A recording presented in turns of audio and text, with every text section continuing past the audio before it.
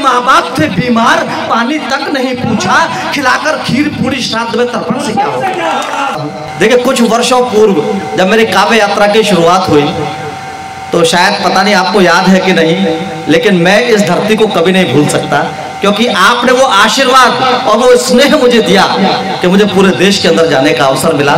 तो मैं विशेष रूप से आपका पुनः आभारी हूँ और पुनः आप सभी के बीच में उपस्थित हूँ।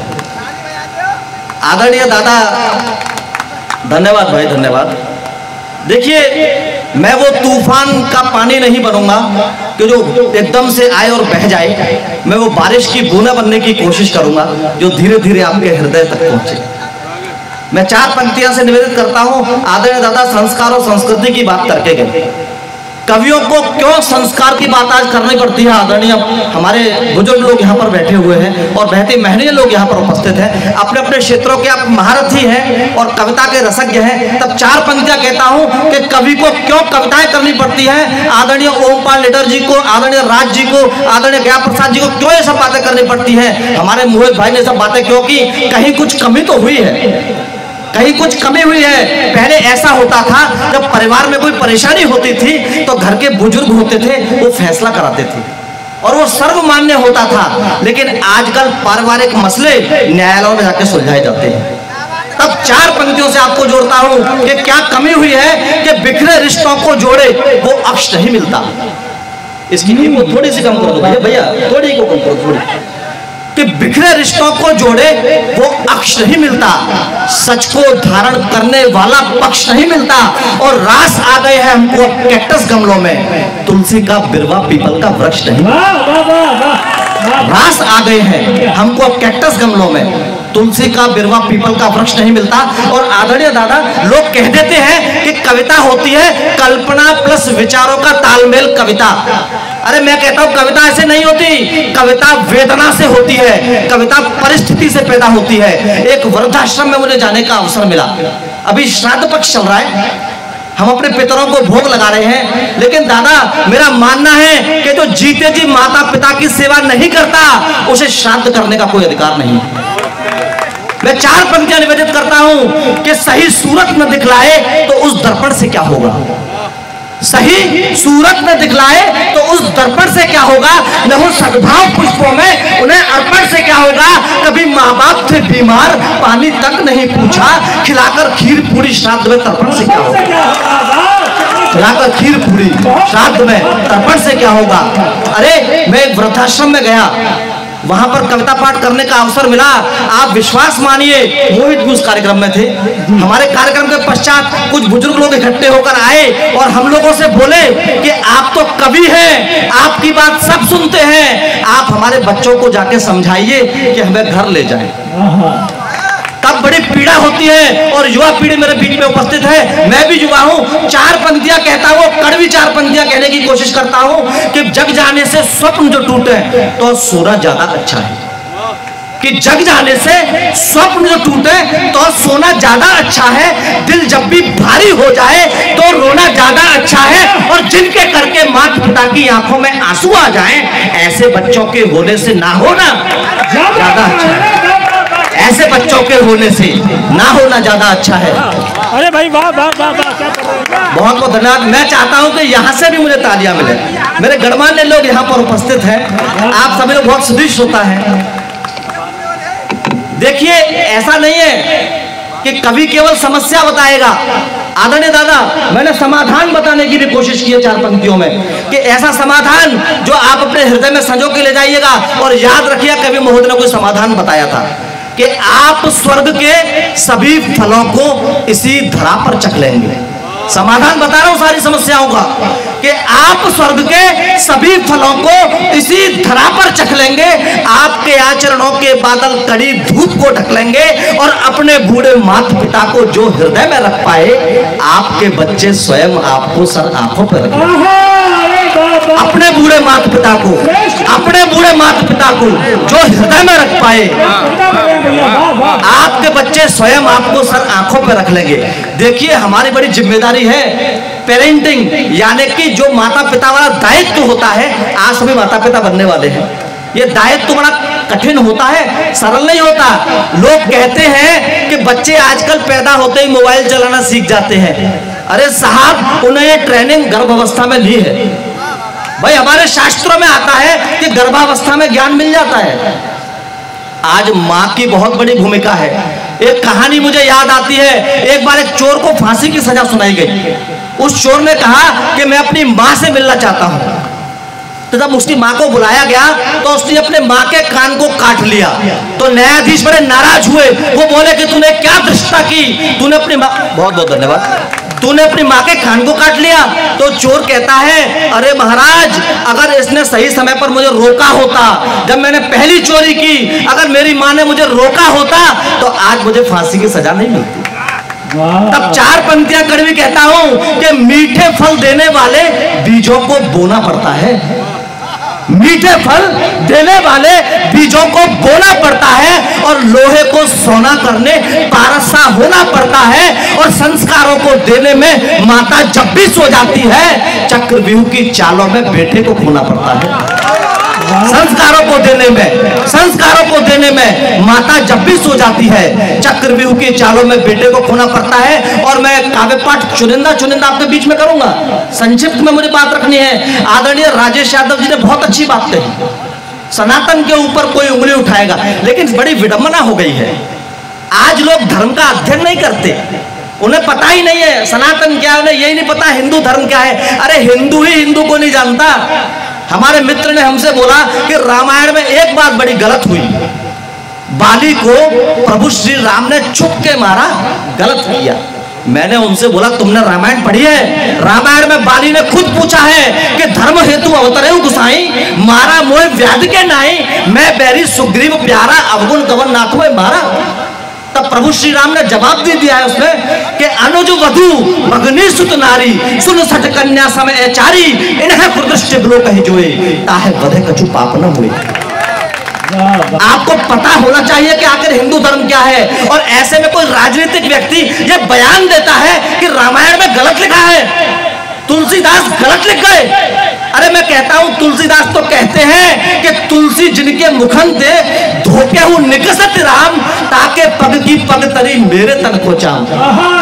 जो राम का नाम एक बार ले दे, तुलसीदास अपनी चमड़ी की जूती उसे पहनाने को तैयार है। तब मैं ऐसे राजनीतिकों पे 4 पंक्तियां इस फरे की धरती से कहता हूं कि राजनीति का खेले खेले ना जाने रघुराई को। बिल्कुल बिल्कुल, बहुत बढ़िया। राजनीति का खेले खेले ना जाने रघुराई को। अरे इत्र दिया और चक्कर देखा, लानत इस चतुराई को, और केवट प्रेम को जान सके न मां शबरी को पढ़ते हैं। इनके मन कैसे समझेंगे मानस की चौपाई, इनके मन कैसे समझेंगे मानस की चौपाई को।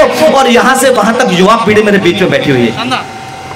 शानदार भैया, बहुत बहुत धन्यवाद भैया। बहुत देखिए, युवा पीढ़ी की बड़ी भारी जिम्मेदारी है। यहां से पीछे तक जो भैया बैठे हुए हैं, ध्यान से सुनिएगा। हमसे कोई बोले कि बाहर बारिश हो रही है और एक व्यक्ति आके बोले सूखा पड़ रहा है, आप क्या करोगे? अरे खिड़की खोल के देखोगे ना क्या हो रहा है। आपको खिड़की खोलने की आवश्यकता है, आपकी जिम्मेदारी है, केवल कवियों की जिम्मेदारी नहीं है। मैं पंक्तियां आपके बीच में निवेदित करता हूं कि संस्कृति रक्षण से बढ़कर कर्म नहीं हो सकता है। संस्कृति रक्षण से बढ़कर कर्म नहीं हो सकता है। और अब के लहजा सख्त है मेरा, नरम नहीं हो सकता है। अरे लाल गुलाबी नीला पीला चाहे जो भी रंग पहनो, भगवा रंग केसरिया है, बेशर्म नहीं। भगवा रंग केसरिया है, बेशर्म नहीं हो सकता है। और राजेश जी ने कहा पलीता लगाने वाली बात, मैं लगाता हूं पलीता। अरे आप सनातन को छेड़ोगे तो ये पंक्तियां अपने जहन में रखना कि धर्म हेतु धर्महीन रथ के पहिए का पथ में रुकना निश्चित है। धर्महीन रथ के पहिए का पथ में रुकना निश्चित है। राम नाम से विमुख हुए शीशों का झुकना निश्चित है। अरे महावीर हनुमान की पूंछ में आग लगाने वालों सुनो, सोने हो या चांदी की लंका का फूकना निश्चित है। सोने हो या चांदी की लंका का फूकना। और ऐसे में कोई अगर धर्म की बात करे, अपने धर्म की बात करे, देश की बात करे, तो लोग कहते हैं कि फलानी पार्टी से, बिल्कुल सही कह रहे हैं, ये फलाने उसको रंग को मानता है। तब मैं 4 पंक्तियां जवाब के रूप में यहां से देता हूं कि मेरी बातें तीखी आरी लगती है तो लगने दो, मेरी बातें तीखी आरी लगती है तो लगने दो, सीने में 2 धार कटारी लगती है तो लगने दो, और देश प्रेम को लिखता हूं मैं देशद्रोह पर वार करूं, मेरी पोशाकें भगवाधारी लगती है तो लगने दो, मेरी पोशाकें भगवाधारी लगती है तो लगने दो। एक गीत आपके बीच में पढ़ के अपना स्थान लूंगा क्योंकि बहुत ही महनीय, बहुत ही समृद्ध मंच है। देखिए, हमारे भाई ने बीच में बेटियों की बात भी कही कि हमारी जो बेटियां हैं उनकी रक्षा आवश्यक है, श्रद्धा का जिक्र भी किया। मैंने बहुत बड़ी एक कविता लिखी है रामायण पे, वहां से केवल एक मुक्तक उधार लेता हूं, कुछ पंक्तियां उधार लेता हूं, और हमारे बीच में जो बेटियां बैठी हैं मैं उनको संबोधन करता हूं। अपनी बेटियों से कहता हूं कि मां सीता के हरण का होना देव नियोजित इच्छा थी, मां सीता के हरण का होना देव नियोजित इच्छा थी, राम कथा के उन पाठों में बड़ी जरूरी शिक्षा थी, मां सीता से भूल हुई जो तुम इस बार नहीं करना, मां सीता से भूल हुई जो तुम इस बार नहीं करना, स्वर्ण मृगों के मोह पाश में कुल की हार नहीं करना, और वेश बदलकर तुमको ठगने फिर से रावण आए तो मर्यादा की लक्ष्मण रेखा हरगिज पार नहीं करना, वेश बदलकर तुमको ठगने फिर से रावण आए तो मर्यादा की लक्ष्मण रेखा। देखिए, गीत आपके बीच में निवेदित करता हूं, मेरा बड़ा भारी मन है, और फिर अपना स्थान लूंगा। एक ऐसा गीत है जब बनता है जब सब लोग सम्मिलित होकर उसे गाते हैं, तो आप जुड़िएगा, मुझे बड़ी प्रसन्नता होगी, आप मन से सुनिएगा, ताली मत बजाइएगा लेकिन आप मन से जुड़ जाइएगा। मैं आपके बीच में गीत निवेदित करता हूँ। आदरणीय दादा, मेरा मानना है कि जो अपने इतिहास पर गौरव महसूस नहीं करता वो अच्छे भविष्य का भी निर्माण नहीं कर सकता और अच्छे वर्तमान का निर्माण भी नहीं कर सकता। एक जयगान मैंने लिखने की कोशिश की है, हम जय जय जय जय जय बोले, हम जय जय जय जय जय बोले, अपनी थाती की जय बोले, इस परिपाटी की जय बोले, पावन माटी की जय बोले, हम जय जय जय जय जय बोले। और क्यों जय बोले हमने भाषा को जन्म दिया, हमने भाषा को जन्म दिया, हमसे धर्मों ने ध्यान लिया, हमने वेदों के अमित ज्ञान से दुनिया को विज्ञान दिया, हमने धरती को घर कहना मानी अपनी परिपाटी है, हमने ही नालंदा बन करके विश्व को शिक्षा बांटी है, हमने खोजा मंगल गुरु को, हमने खोजा मंगल गुरु को, इस सृष्टि का परिमाप दिया, और बातों ही बातों में हमने धरती से सूरज नाप दिया, हम जय जय जय जय जय बोले, अपनी थाती की जय बोले, इस परिपाटी की जय बोले, पावन माटी की जय बोले। और देखिए, बड़ी विडंबना हो गई है, यहाँ से वहां तक मेरे युवा बैठे हुए हैं, हमारे प्रतिमान हमने गलत चुन लिए, हम अपना हीरो किन्हें मानते हैं? जो पिक्चरों में अभिनय करते हैं पैसों के लिए, जो मुंह में गुटखा दबाकर और बुलंदियों पर जाने की बातें करते हैं, हम अपना प्रतिमान उन्हें मानते हैं। मैं बताता हूं प्रतिमान किन्हें मानना चाहिए। एक ऐसा नाम लेता हूं जिसे पूरे भारत के स्वाभिमान का पर्याय कह दिया जाए तो ये अतिशयोक्ति नहीं हो। तब नाम निवेदित करता हूं, जिसने रोटी को घास चुनी, जिसने रोटी को घास चुनी, जिसका मस्तक न झुक पाया, हम वीर प्रताप की जय बोले, जिसका चेतक न रुक पाया, जिसके साहस को बतलाती मेवाड़ की माटी साक्षी है, जो लाल लहू से अब तक है वो हल्दी घाटी साक्षी है, जिसने तलवार उठाई तो, जिसने तलवार उठाई तो अरशवों से भूख को पाट दिया, बहलोल खान को घोड़े के संग एक बार में काट दिया, हम जय जय जय जय जय बोले, ऐसे वीरों की जय बोले, हम शमशीरों की जय बोले, उन रणधीरों की जय बोले। और भाई साहब एक बीच में कह भी रहे थे हमारे कवि महोदय कि अहिंसा से, भाई हमारे मोहित जी ने कहा था कि अहिंसा की बात करते हैं कि अहिंसा से हमें आज़ादी मिल गई।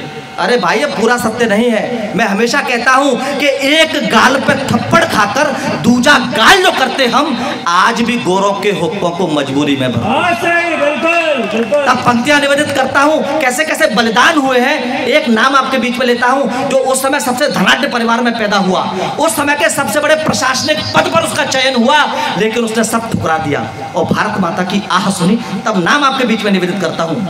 जिसने फूलों की सेज छोड़, जिसने फूलों की सेज छोड़ भारत माता की आह सुनी, हम वीर सुभाष की जय बोले, जिसने कांटों की राह चुनी, जिसके फौलादी तेवर से, जिसके फौलादी तेवर से अंग्रेजों के दिल कांप गए, दिल्ली लंदन में बैठे सब भारत की ताकत भाप गए। जिसके प्राणों का अमर त्याग, जिसके प्राणों का अमर त्याग माता के बंधन खोल गया, आजाद हिंद के नारों से भूमंडल सारा डोल गया। हम जय जय जय जय जय बोले, ऐसे वीरों की जय बोले, हम शमशीरों की जय बोले, हम रणधीरों की। और अंतिम बंद निवेदित करता हूं। कविता बहुत लंबी है लेकिन मुझे इन तक पहुंचना है।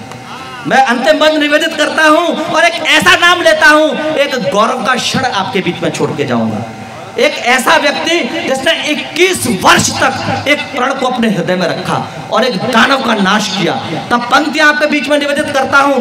भारत माता का अमर पुत्र, भारत माता का अमर पुत्र, एक प्रण ही उसका जीना था। हम ऊधम सिंह की जय बोले, जिसका फौलादी सीना था। हम ऊधम सिंह की जय बोले, जिसका फौलादी सीना था। जिसकी हिम्मत से नत होकर, जिसकी हिम्मत से नत होकर दुश्मन था पानी मांग गया। जिसका शौर्य जब खोला तो वो 7 समंदर लांग गया। जिसने जलिया के घावों पर, जिसने जलिया के घावों पर था मरहम से उपचार दिया, और लंदन में घुस करके जिसने कायर डायर को मार दिया। हम जय जय जय जय जय बोले, ऐसे वीरों की जय बोले, हम शमशीरों की जय बोले, हम रणधीरों की जय बोले। जय बोले जौहर कुंडों की, जय बोले हाड़ा मुंडों की, जय बोले रणदीवानी की,